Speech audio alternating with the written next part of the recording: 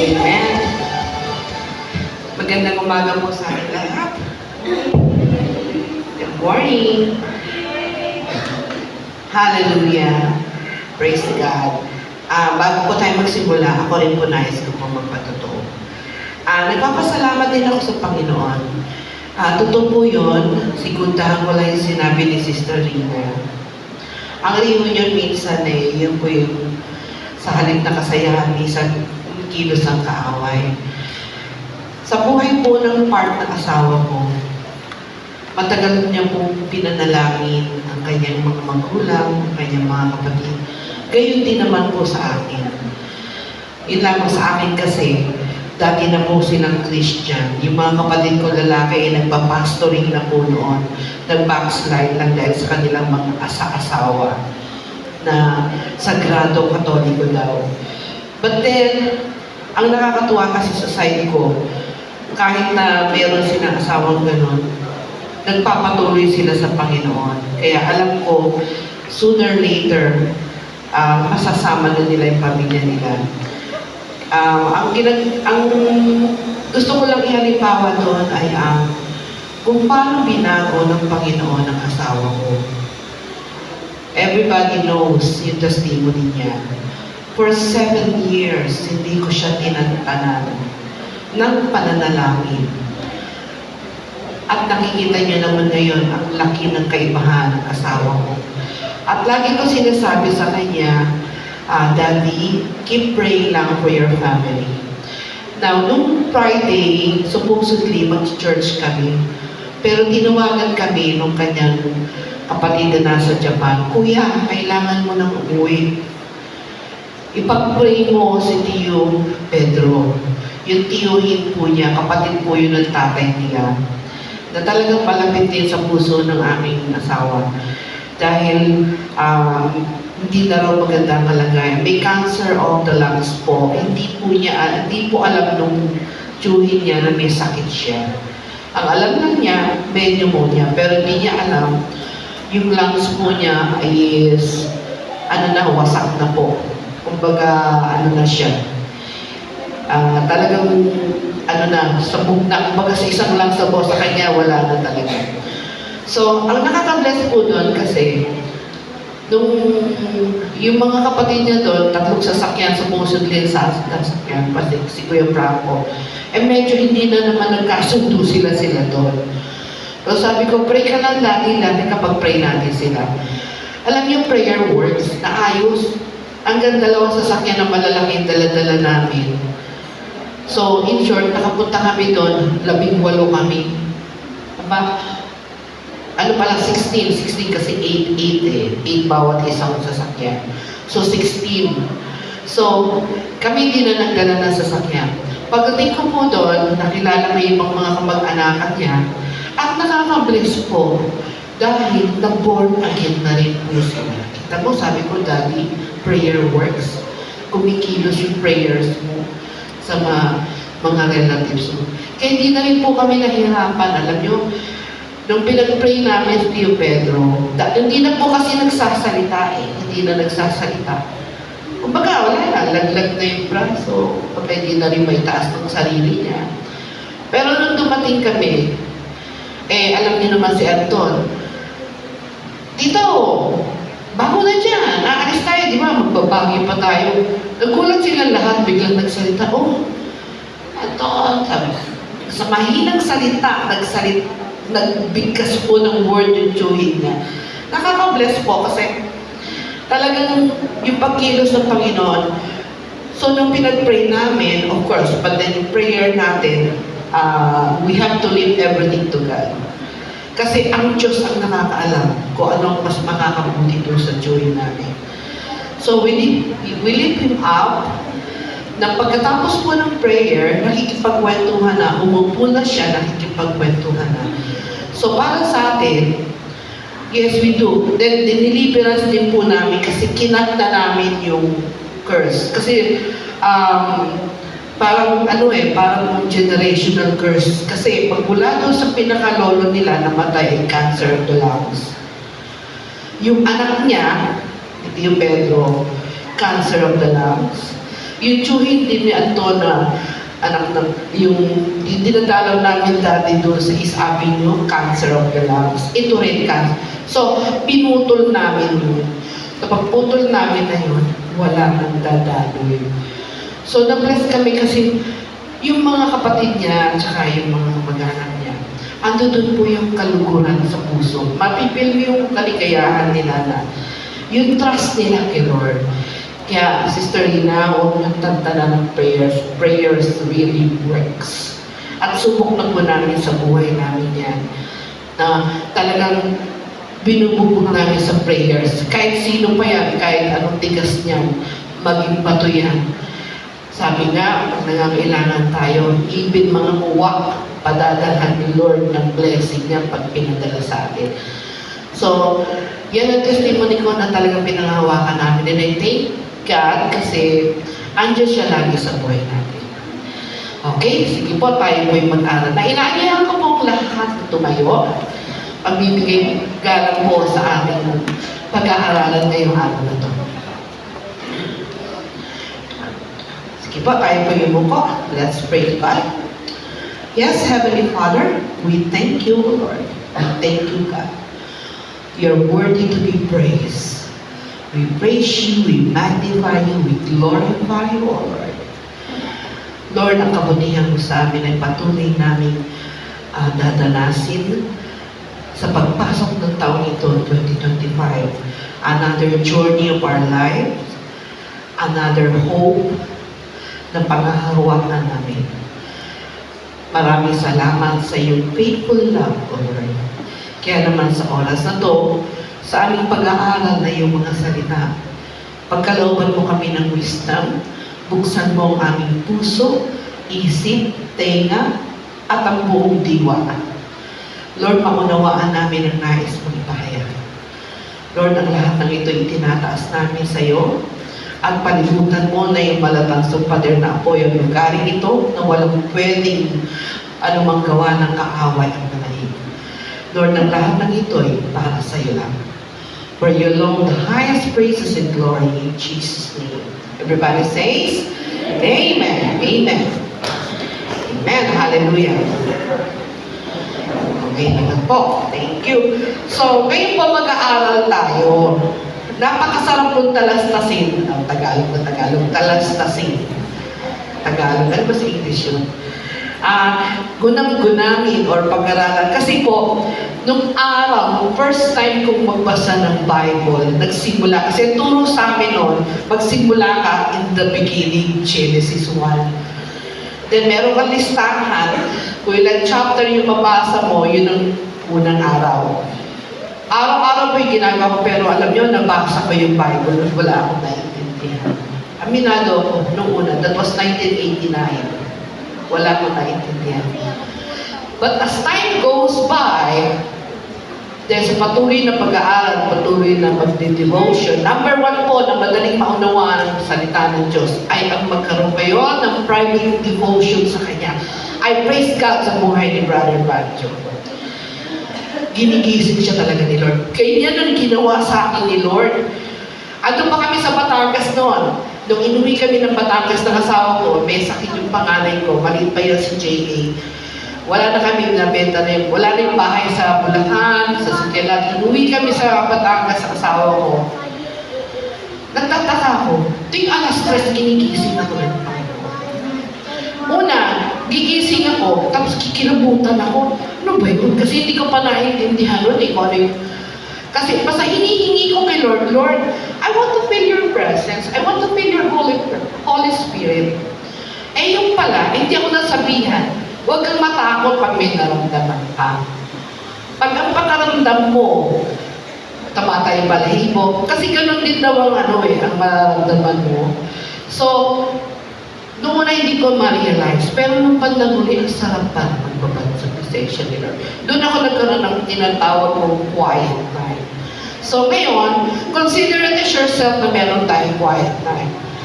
Okay, ang ating text po ngayon, in the beginning, okay, God. So unahin po na natin ang basahin ng Genesis 1, verse 1 to 2. Bakit po dalawang verses itong pinili ko rito?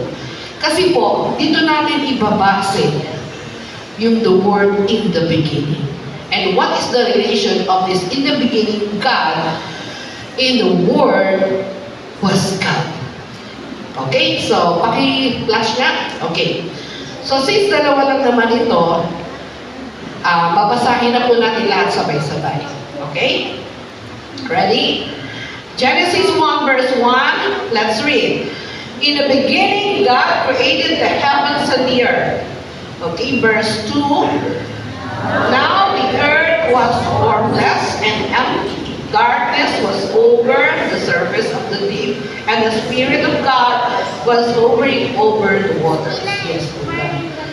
Thank you, Lord, for your word. Okay, now, anak, i-cross mo naman ngayon ang John 1 verse 1 to 2.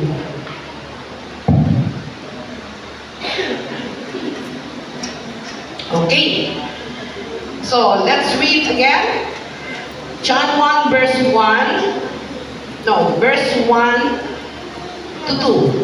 Yeah, okay. So, let's read. In the beginning was the Word, and the Word was with God, and the Word was God. Verse 2. He was with God in the beginning. Amen. Lord, praise you, God, for your word.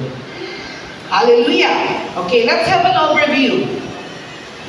Mag-overview po muna tayo. Ano ba yung earth nung araw? Wala. Void. In the beginning, God created His heavens and earth. Sabi nga sa Bible, Genesis 1 verse 1, ito po yung mga details ng passage. Imagine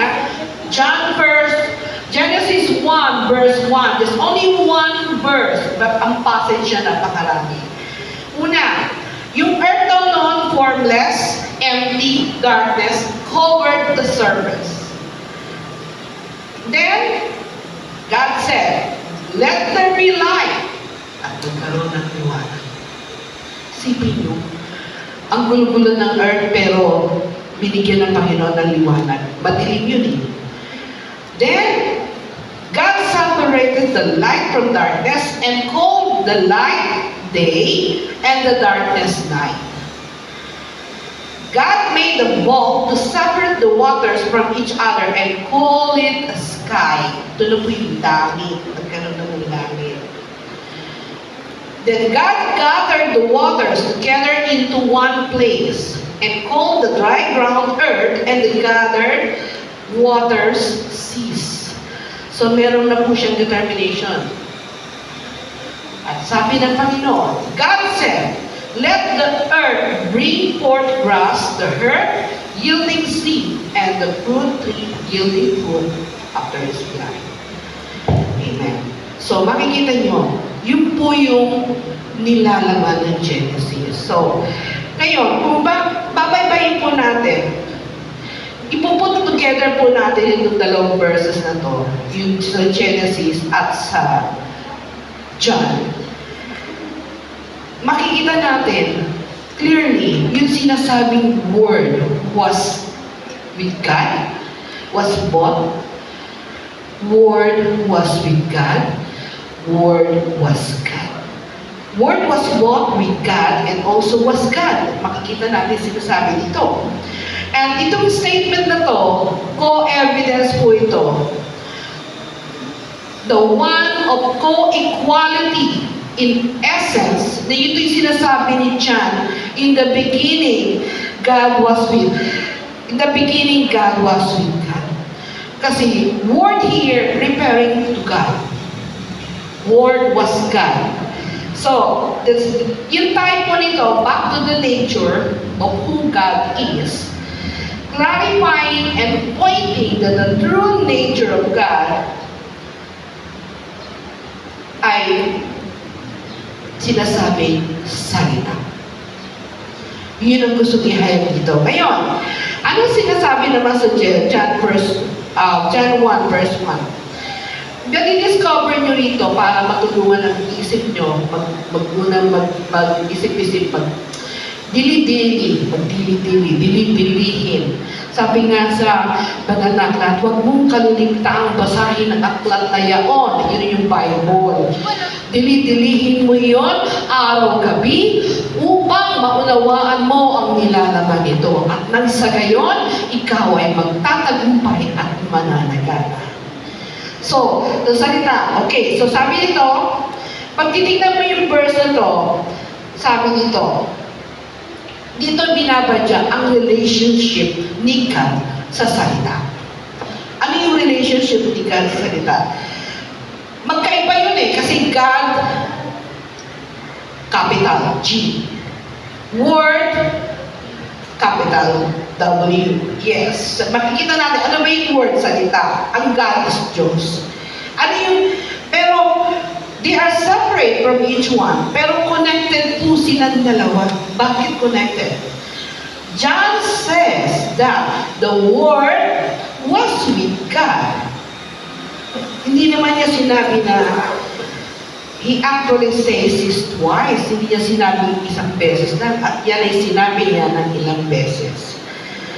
He was with God in the beginning.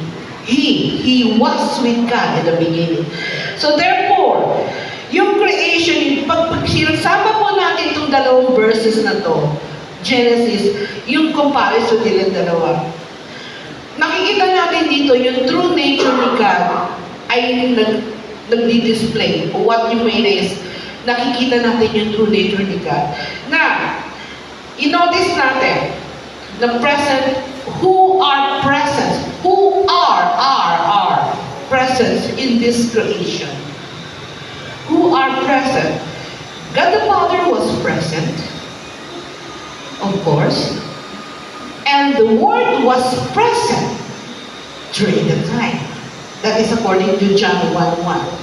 Amen po ba? Word was present. At nakikita rin dito, shows the Holy Spirit was also present. So makikita mo, meron tayong iisang Diyos, subalit meron siya. He was revealed in three persons. Triune. So, he said here, the aspect, the point of God, triune nature. Ito yung sinasabi dito. At makikita natin na creation of heaven signifies the establishment of the cosmic order and the domain of God's glory. Cosmic order. So, meron siyang order. Kung iisipin mo, ititig mo yung mga salitang yun. Kasi pag hindi mo pinag-aralan yun, maliligaw ka. Akala natin, yung word salita lang ng Diyos. Akala natin, yung word Biblia lang yun. No, there's something in it. Word. Do you know who is that word? Word is Jesus. Amen po ba? It understand the Word was with God expresses the deity of Jesus Christ. Kaya nga pero dito sa John's first episode, the meaning ko hindi niya masyadong ma-express yung evidence. Pero, alam natin, dahil sa Isaiah pa lang, Isaiah 53, meron na doon propesya, may darating na magliligtas sa sanlibutan. We know that the Son of God is coming and has given us understanding. Binigyan tayo ng understanding na to para malaman natin yung totoong Diyos. And now, we live with the fellowship of the true God. So, yung fellowship na yun yung fellowship with His Son. Yun yung relationship ng individual sa ating Diyos, kay Jesus. He is the only true God and eternal life. Sige, anak, pakibuksan sa 1 John 5:20. 1 John 5:20.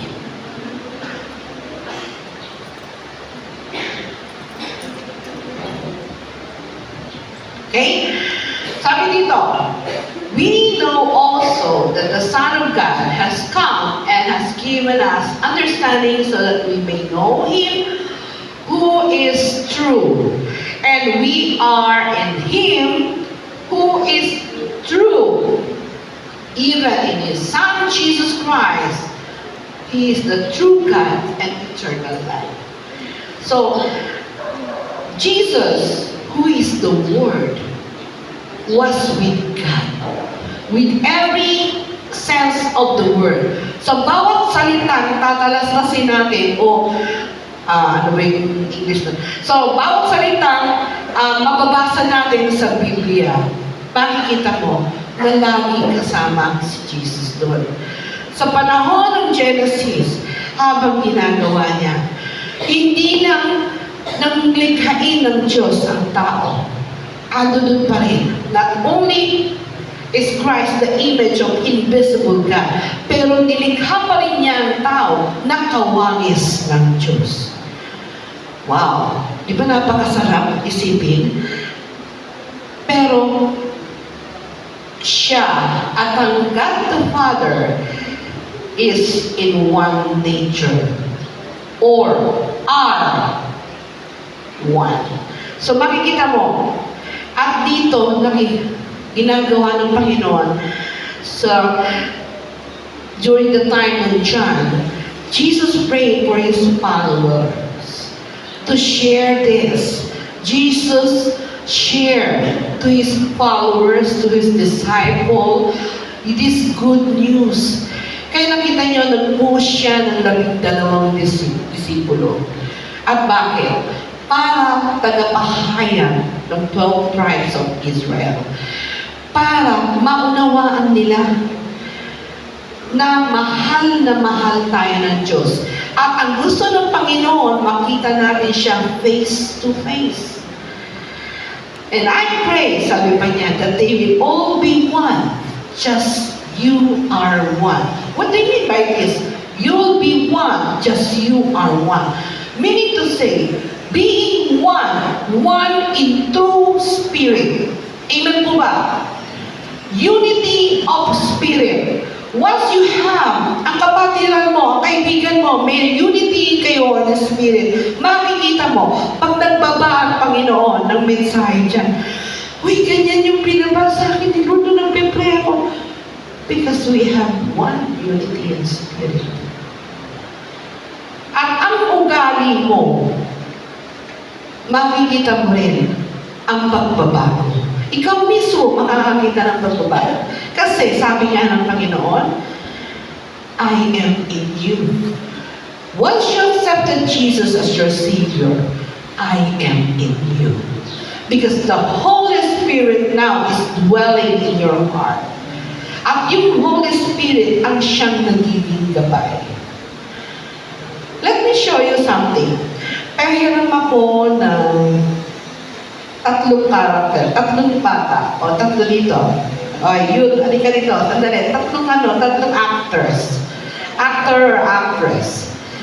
Sige na, dali. Tatlo lang. Halika dito, tatlo kayo. O, samahan niyo siya. Kailangan ko tatlo. O, teka muna, sandali. Hanap pa tayong dalawa. Dalawang bata, halika. O, si Kampan, halika dito mga anak, dali. Uy, buti pa to. Hindi na. Halika dito, dali.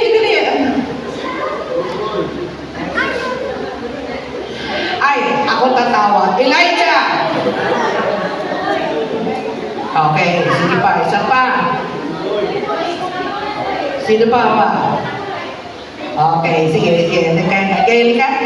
Halika, dali. Ito po yung pag may Holy Spirit po kayo at pag walang Holy Spirit, sige. Okay? Ikaw lalakad, anak, ha? Ikaw si Holy Spirit. Okay. Pag ganito ang lahat.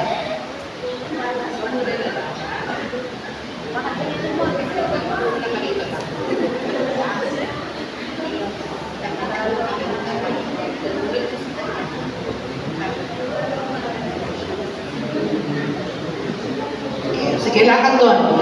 Mamaya. Ready? Ito po tayo. Pag naglalakad tayo, ang walang Holy Spirit sa puso mo. Sige, lakad. Ayan, sumunod ka.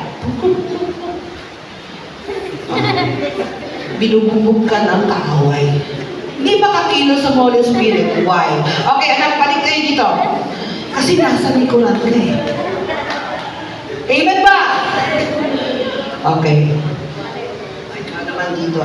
Ito yung Holy Spirit, okay? Ito tayo.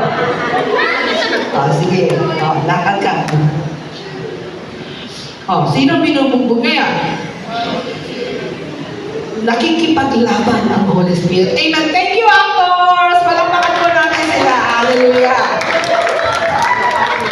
Amen. Kita niyo yung virtual explanation kung bakit kailangan mo ang Holy Spirit ay mag-work sa buhay mo. Amen po ba? Yun ang kalooban ng Diyos. At napakahalaga ng salitang word sa buhay natin. Word refers to Jesus. That when you accepted Jesus in your heart, you are now a new creation. And you have the Spirit in your heart. The Holy Spirit is in your heart. And the Holy Spirit is the one working in your life. Amen po. Kahit saan tayo pumunta, ano man yung pagsubok, kaakibat na natin yung kaaway. Bakit? Kung ang Panginoon nagbigay ng angel sa bawat isa sa atin bilang aming guardian angel, di nyo ba alam si Satanas may naka-assign din guardian angel sa atin? Guardian evil pala. Guardian evil. Yun yung laging kaaway ni Holy Spirit. Dahil ang Holy Spirit, ang iyong counselor, ang iyong guidance, ang iyong mag-work. I remember noon, meron umakyat doon, meron doon sa Maynila yun. Nagpatotoo kasi yung babae na sa JA1 pa kami noon. Nagpatotoo siya, estudyante siya.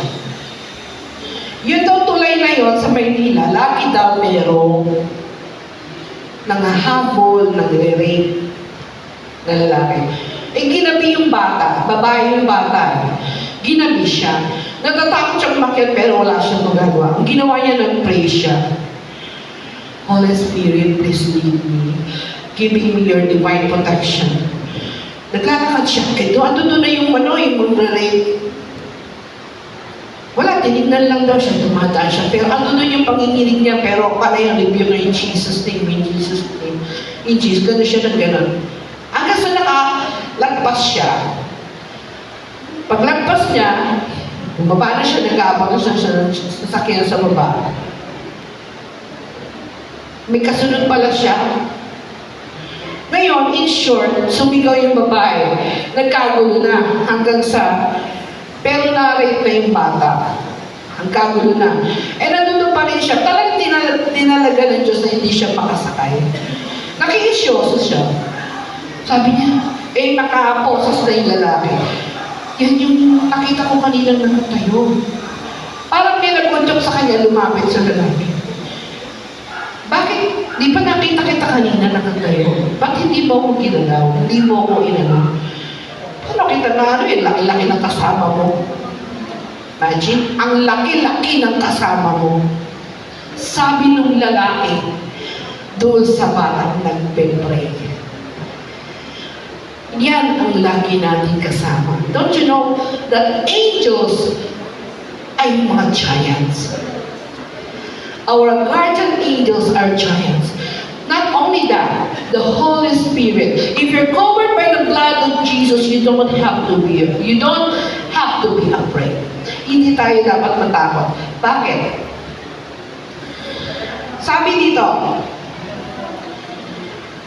ito, pinaglaban ito ng Panginoon Jesus nung siya ay naririto. When Jesus said, before Abraham was born, I am. Anak pakibuksan sa John 8 verse 58. John 8 verse 58. Yan. I tell you the truth. Jesus answered, before Abraham was born, I am. Sinabi niya yan nung siya ay hinuli at siya ay ipapako sa krus. Tinatanong siya, sino ka ba? Yan ang sinabi niya. Kaya ang nangyari, There was no more doubt among the Jewish people that this declaration is a declaration of deity. For they reacted for picking up rocks to stone Jesus. Pinagbabato si Jesus ng stone. Kasi akala nila na nagbablaspheme si Jesus. Akala niya, yung salitang niya, kinonsider nila blasphemy. Pero kung alam mo sa puso mo, alam mo yung sa buhay mo. Alam mo totoo, naniniwala ako sa sinabi ni Pastor Ed, yung identity mo kay God, hindi ganun eh. Alam natin kung ano tayo. Alam natin kung sino tayo. Pag ikaw ay nasa Panginoon, wala kang dapat ikatakot. Amen ba?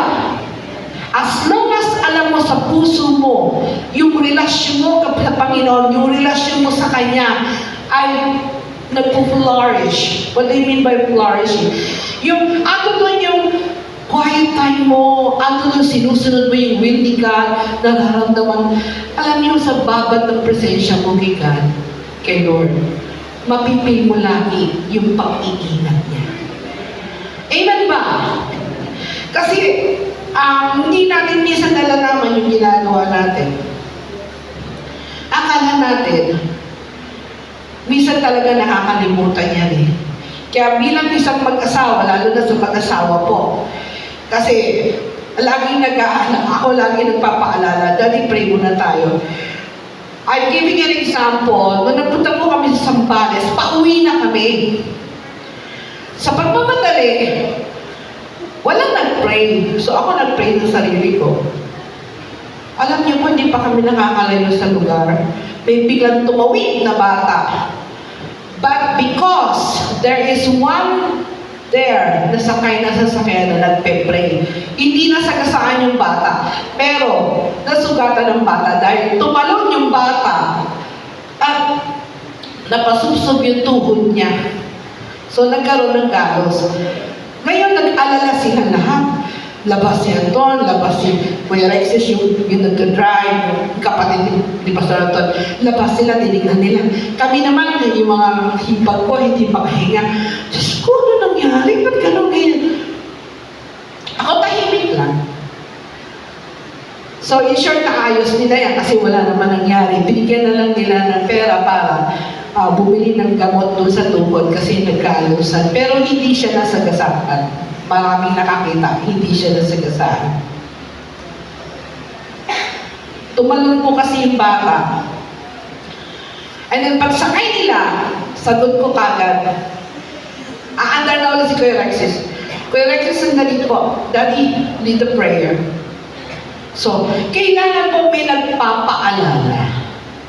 Tandaan po ninyo, kahit kayong mga kabataan, pag may lakad, may alis kayo, do not forget prayer. So that you will be covered by the blood of Jesus. Dahil napakalaking bagay po ang gagawin ng prayer sa buhay mo. The relationship between God and Jesus is eternal. And intimately personal. So intimately mag-ama yun. At si Jesus, pumunta rito upang maging mediator natin. Kaya hindi tayo ipagpe-pray ni Jesus kay God kung wala tayong direct relation with Jesus. Amen po ba? Kaya nasabi niya, humiling kayo sa akin sa pangalan ni Jesus at kayo ay bibigyan. Kasi tayo, si Jesus, ang nagsasabi, nakikipagdebate sa tatay niya. Okay na yan, magbabago yan. Minsan nagiging stubborn tayo. But then, si Jesus ang nagkapagtanggol natin. Then naniniwala si Jesus, tinanggap ka niya, tinanggap mo siya bilang yung Diyos ang nagkapagligtas. So parang bilang tao sa katigasan ng ulo mo, napapahamak tayo. But then, naniniwala ang Panginoong Jesus na yung Holy Spirit ay nasa puso at siya nakikilos sa'yo. So, sabi dito, the Father has spoken to us. Nangungusap ng Diyos Ama sa atin. And that is through Jesus. Na lahat ng sinasabi ng Panginoon ay pinadadaan niya sa Panginoon Jesus. Now, paano natin malalaman yung pangungusap na yun kung hindi ka nagbabasa ng Biblia? Amen po ba? Kaya napakahalaga mga kapatid. Kung hindi ko, talaga po naiintindihan ko yan kasi naranasan ko yan. Magbabasa ka kasi may makakatulugan mo na. Inato ka na. Isang chapter ka pa lang tulog ka na. Naranasan ko po yan. Ang una kong ginawa, nag-download ako ng Bible na nagsasalita. Meron pong application na yung Bible, isang Bible yung na-download mo, and then meron siyang magbibigay siya sa iyo ng devotion. Yun po yung ginagawa ko para hindi ako nakakalimot sa devotion. Yung devotion ko 3 times a day. Umaga, magsasend na yan sa akin. Pareho po kami ni Pastor. Si Pastor Anton, sinesend niya sa family life yung devotion niya. And then tanghali, magsasend na naman yan yung message sa akin. And then hanggang sa gabi, bago matulog, magsasend. So, meron akong devotion na talagang kailangan kong tuparin. Pero hindi po sa pilitan. Bakit? Kasi napakasarap po magbasa, masarap mag-aral. Naiintindihan mo agad. At madali mong maintindihan. At lalong-lalo na pag nagbigay po ng preaching dito ang pastor, ando doon yung pag-unawa mo at yung interest mo na makinig. Amen po ba? Ayan, thank you po sa ilang pirasong sumagot. Hallelujah.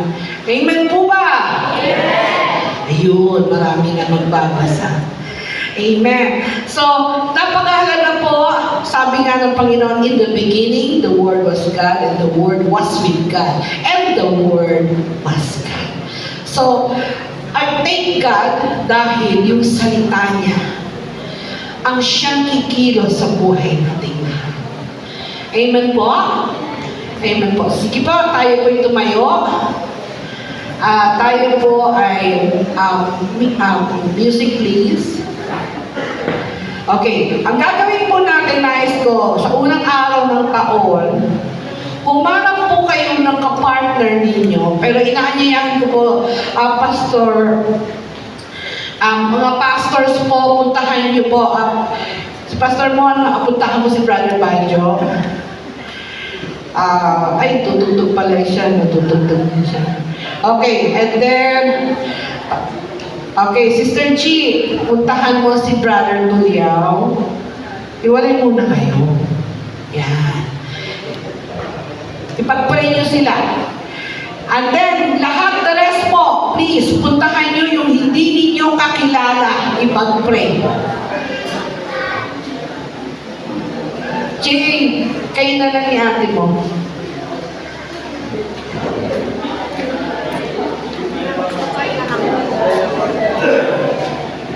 Anak-anak.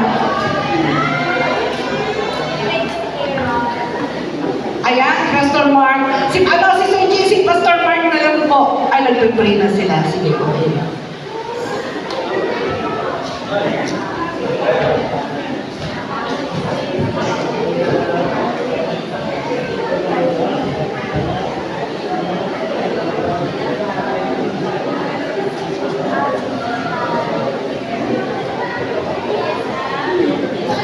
Okay, sige po.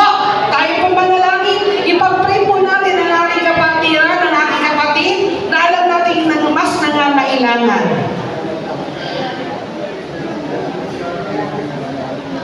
Ay, Pastor Army, ano na lang, kay Sister Gina. Okay, sige. Let's pray. Okay, hallelujah, hallelujah, Lord Jesus. Lord, napakabuti mo, Panginoon. Maraming salamat sa buhay natin, Lord, na pinagkaloob mo, binago mo, dahil sa iyong banal na Espiritu. Yes, Lord, hallelujah. Kayo po nagbigay sa amin ng kalayaan, sa amin ng tunay na pagmamahal, Panginoon po. Kayo nagbigay sa amin ng nagpalasap sa amin ang tunay na bagong buhay, Lord, nang baguhin mo ang bawat isa. At sa unang araw ng taon na ito, Lord, nais natin muli po sa natin